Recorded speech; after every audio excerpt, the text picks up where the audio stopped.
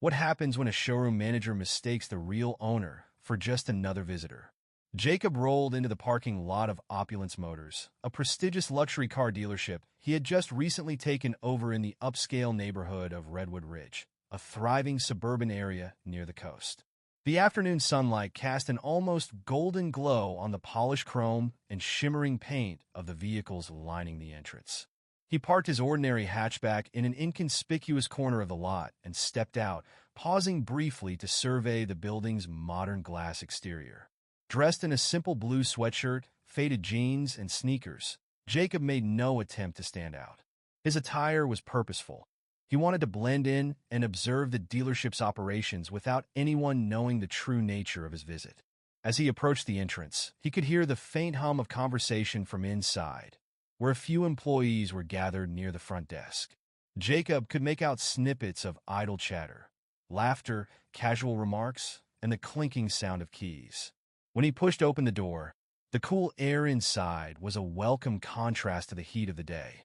The showroom smelled faintly of polished leather and fresh wax, and the luxury cars on display glistened under the bright lighting. The employees' voices quieted as he stepped inside. Jacob noticed their eyes darting to his unremarkable clothes, exchanging silent, questioning looks. It was clear they were wondering who this person was. Then, from across the room, she appeared. Martha. Martha was in her mid-40s, with sharp features and an even sharper gaze. Her dark business suit and gleaming heels made her an unmistakable presence. She carried a clipboard with the practiced air of someone who had everything under control. Her eyes narrowed as she approached, her movements swift and purposeful, her smile tight but professional. "Can I help you, sir?" she asked in a tone that was polite but not entirely welcoming. Jacob gave a small, easygoing smile, keeping his tone light. "Just browsing," he replied, gesturing to the luxurious vehicles displayed around the showroom. Martha gave him a quick once-over, her eyes flicking from his sneakers to his hoodie, a slight but noticeable shift in her posture. Her polite expression didn't quite reach her eyes, but she quickly masked it with a more professional front. "Are you looking to purchase today?" she asked, her voice now slightly colder. Jacob nodded casually, his expression still open. "Possibly. Just getting a feel for things." Her lips tightened. "I see. Well, we only cater to a select clientele. Our inventory is rather exclusive, so we generally require a pre-qualification process for all potential buyers." Before she could continue, a voice called out from across the room, interrupting her. "Martha, the delivery truck's here." Her attention shifted momentarily, and Jacob seized the opportunity to respond. "You think I'm not qualified to look around?" he asked, raising an eyebrow. The question caught her off guard. For a moment, her professional mask slipped, but she quickly regained her composure, her stance stiffening. "I'm just trying to save you some time," she said, her smile forced. "These cars start at over $100,000. Maybe I could recommend something more appropriate." Jacob's smile remained, but internally, the sting of her assumptions was hard to ignore. He glanced around the showroom, deliberately focusing on a sleek black sports car with aggressive lines and a powerful presence. "Nice car," he commented simply, tapping his fingers lightly on the polished surface of the door. Martha's brow furrowed. "It is," she said tightly. "But please, don't touch the vehicles. If you're truly interested, we can set up an appointment with a sales consultant." Jacob stepped back, his hands slipping into his pockets as he surveyed the car again. "All right then, let's see what you'd recommend." Martha blinked, caught off guard by his directness. Before she could respond, Jacob added, "You seem to have a good sense of what someone like me needs. I'm all ears." Her expression shifted for just a moment, and an almost imperceptible sigh escaped her. "Perhaps something more affordable," she suggested with a hint of impatience. Jacob tilted his head slightly. "I think I can find another dealership that specializes in that kind of thing," he said, his smile thin but genuine. "It's a bit of an assumption, don't you think?" For the briefest moment, Martha hesitated, her carefully crafted composure slipping.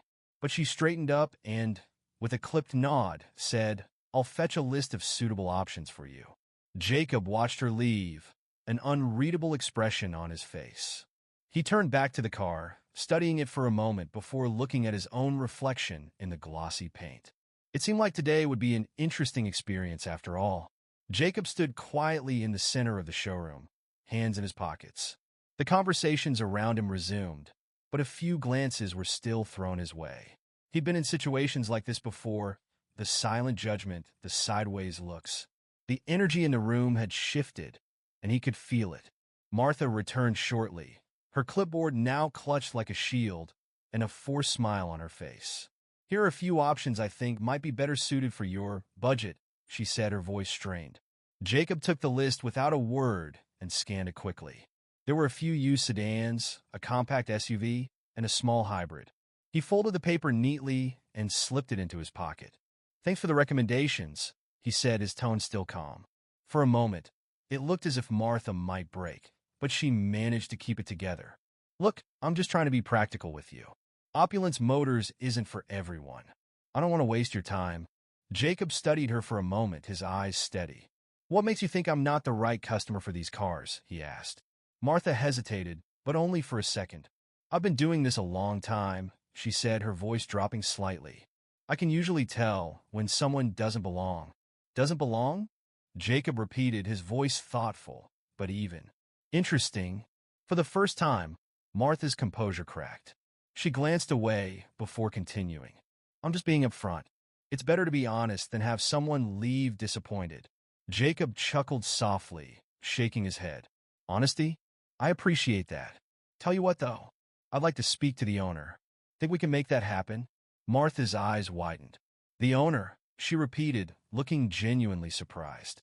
"Yes," Jacob said lightly. "I'd like to have a chat with them." Martha's smile faltered, and her annoyance shifted to confusion.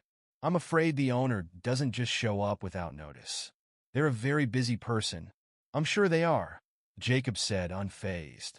"But maybe you could give them a quick call and let them know I'm here? I think they want to meet me." Martha's smile tightened into a thin line. "Look, I've been polite, but I really need to get back to my other customers. If you're serious about a purchase, we can set up a meeting with someone else. Otherwise..." "Otherwise what?" Jacob asked, his voice still calm, but with an underlying firmness now. Martha's patience snapped. "Otherwise, I'm going to have to ask you to leave." The words hung heavily in the air. Jacob stood still, his gaze locked on hers. For a moment, the showroom felt suspended in time. Then, slowly, he pulled out his phone and began to scroll. "All right," he said casually. "I'll make the call myself." Martha blinked, visibly thrown off. "What are you doing?" "Just calling the owner," Jacob replied, raising the phone to his ear. "It won't take long."